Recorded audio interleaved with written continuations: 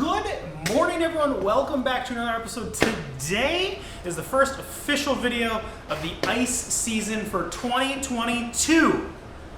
It just feels weird to say. 2022 is right around the corner. We're going to be on the ice in no time. People have already been out. I'm not that kind of guy. I wait until people are driving four-wheelers on to go ice fishing. It's just safer that way.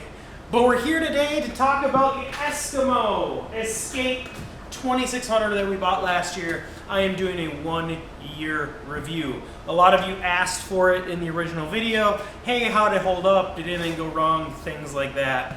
If you haven't seen the original video, make sure you go watch it. I talk about all the specifications, all the modifications that I made. I put a floor in it. I got the floor in the sled. I got lights. I got all kinds of things that I did as modifications as well.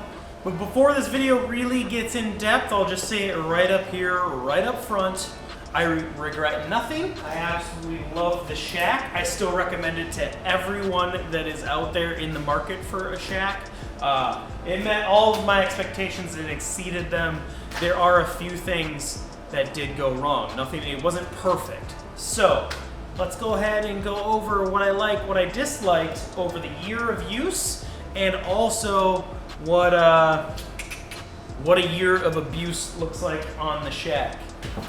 This is probably the only time I'll have the shack tipped over on its side like this all year. So this is a good place to start. I bought the actual Eskimo running kit for this shack, and I must say, visually speaking, it's held up really, really well for the first year. I also didn't take it through blacktop parking lots or anything. We luckily had enough snow and ice all year that it never really got drug on concrete, anything like that.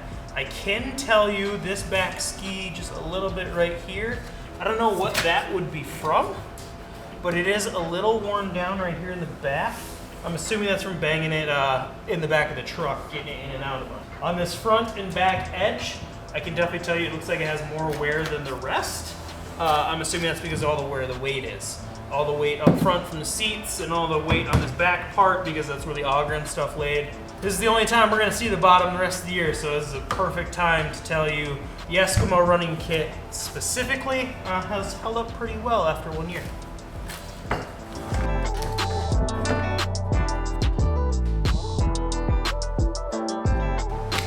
I'm going to start right here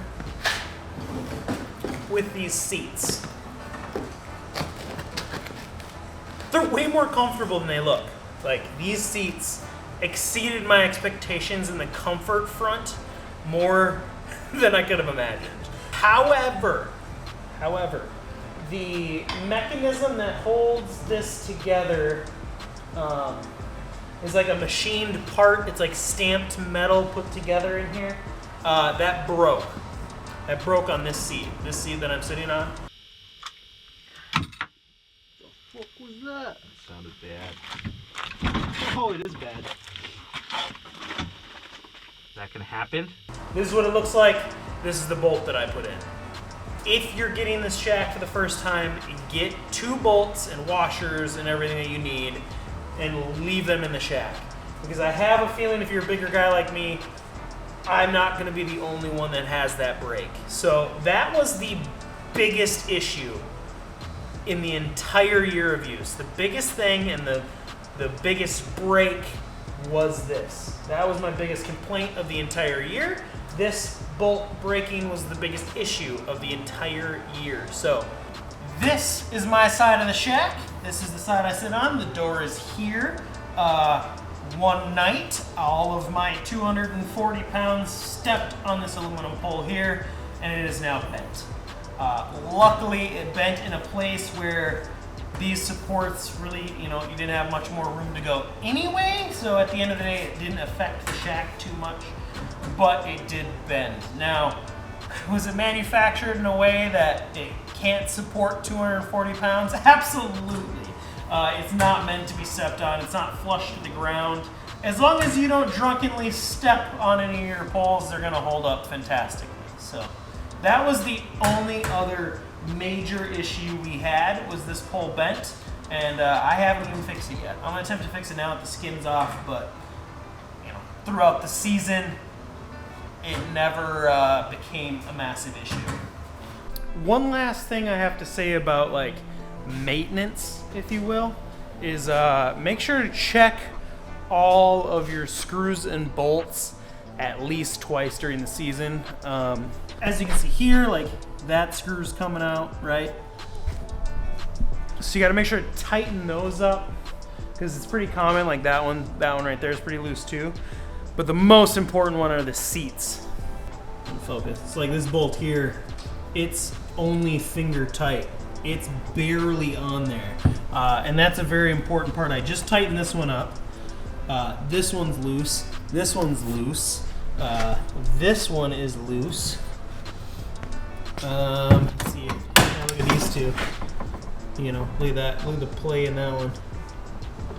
So that, I mean, that's just finger tight. It's not even on there anymore. This probably goes for any shack, regardless of the 2600 or Eskimo or anything. Make sure you're checking those connections so that you don't lose a bolt, nothing breaks, nothing's missing when you're trying to get out on the lake. But that's what I'm doing right now. I'm trying to get the skin on, but I figured, wow, I can get to everything. Let's just tighten up all those bolts, huh? The last piece of this puzzle is to get the skin put back on, and then I'll talk about how that held up over the year.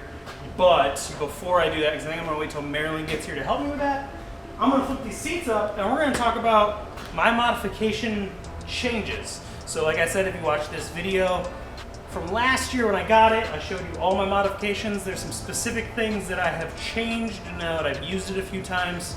I wanna talk to you guys about it. If you remember from the first modification video, I had Velcro here. I have since switched that out for these bungees.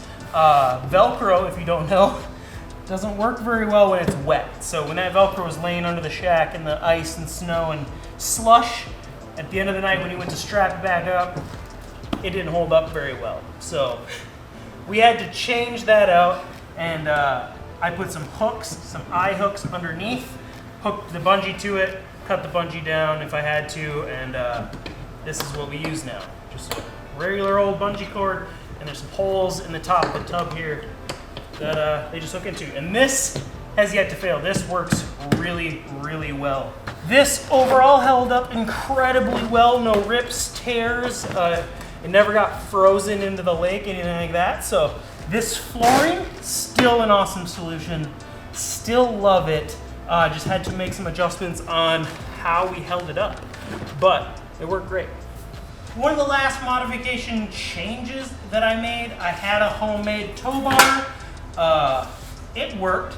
We did take it on a trip, but it really didn't handle the entire trip well. The bolts came loose, bars bent, things like that. It could have made it throughout the whole season if I just kept working on it every time something broke. Luckily, I found this on Facebook Marketplace for 50 bucks. I was like, absolutely, give me that now. So I went and got this trailer hitch thing. I don't know what it was for or what it was from. I still use the same tow bar hookups that I had, and it just put them at the distance needed for this. And this was a lifesaver.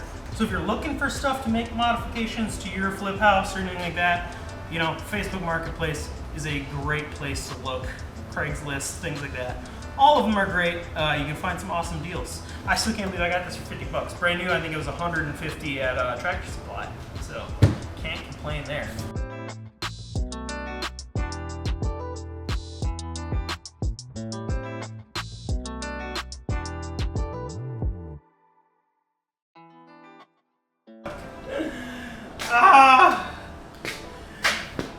I put it out backwards. All right, now that we have the skirt on, you can see the year of damage after riding around unprotected, if you will. This whole corner is kind of ripped. I'll show you here in a second, but this whole end got ripped off. They have like that. They have that sewed edge all the way down. I ripped all of that off.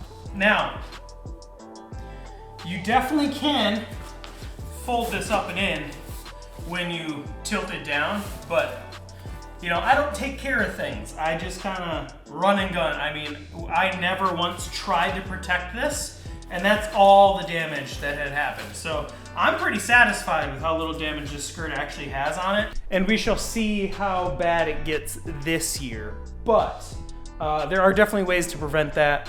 I did not take one of them. But that was the last bit of bad from the shack. So, and that wraps up the video. That's all of the bad, all of the good. The good, absolutely love the side doors.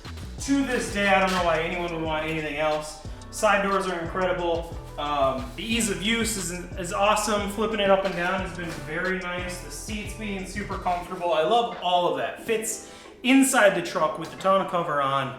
All of that is why I bought this shack, and it's been great. So the bad being, make sure you have an extra bolt for those seats.